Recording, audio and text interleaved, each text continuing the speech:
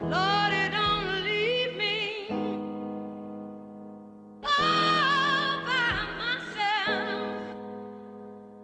Lordy, don't leave me all by Danes ste organizirali projekt Kako v tujino, kako ste zadovoljni s samim projektom? Ja, v bistvu to je že en standardni projekt. V bistvu hočemo predstaviti ta društva.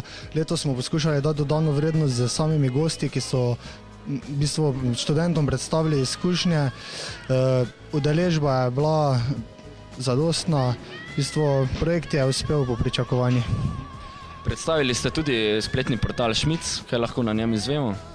Ja, v bistvu na enem mestu so zbrane vse informacije o vseh študijskih izmenjavah, raznih dejavnostih, aktivnostih, ki jih izvajajo ta mednarodna društva. To so jezikovni tečaji, razne prakse, potem poletne šole.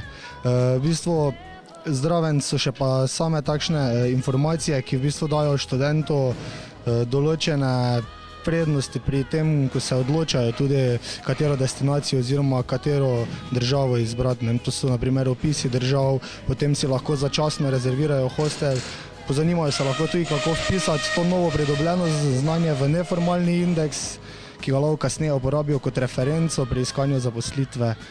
V glavnem veliko, zelo dosti koristnih informacij v zvezi z dejavnostmi obštudijskimi pa študijskimi v tujini. Ali si danes kaj izvedela, kako torej v tujino? Ja, dosti novega smo izvedeli. In kaj je tebe mogoče najbolj vleklo, da si prišla na ta predavanja danes? Pravzaprav sem obljubila prijateljem, da prijem jih malo podpirati pri njihovi predstavitvi. In si tudi verjetno pa sama vseeno ugotovila, da tujina je zate? Ja, je. Najbolj sem bila presenečena oziroma fascinirana možnostmi, da greš na prakso v tujino. In kam bi ti mogoče osebno šla, ne raje? Joj, ne vem. Ne vem še. Je bilo kar zdaj dosti informacij, treba iti malo domov pogooglati, pa se pol odločiti. Ali pa morda na Šmic, ne?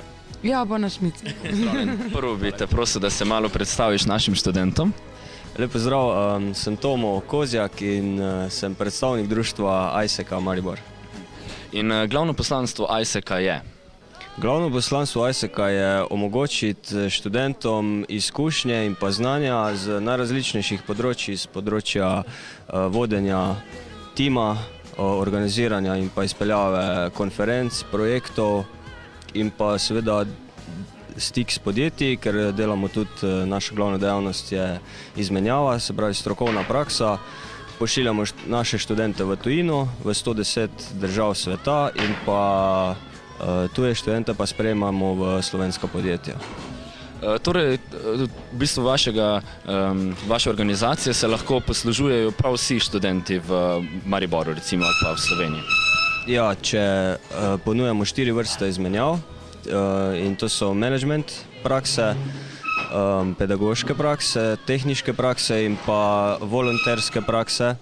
In če pa recimo ste študent medicine, se pa ne najdete tukaj, lahko pa z veseljem sodelujete z nami kot član in pa se učite raznih organizacijskih sposobnosti in pa drugih veščin, ki jih boste potrebovali za nadaljne življenje.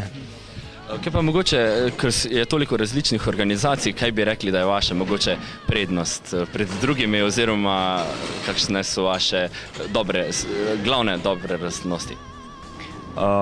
Že to, da smo najstarejši, smo tudi po številčnosti smo največji. Edina prostovoljna organizacija na svetu, ki je večja od nas, je Rdeči križ. Kakšno bi bilo glavno sporočilo študentom, kako bi torej nekoga spodbudili, da bi šli v tujino?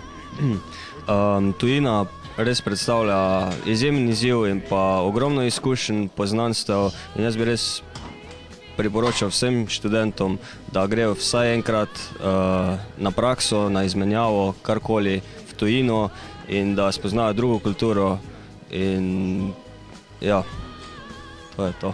Hvala.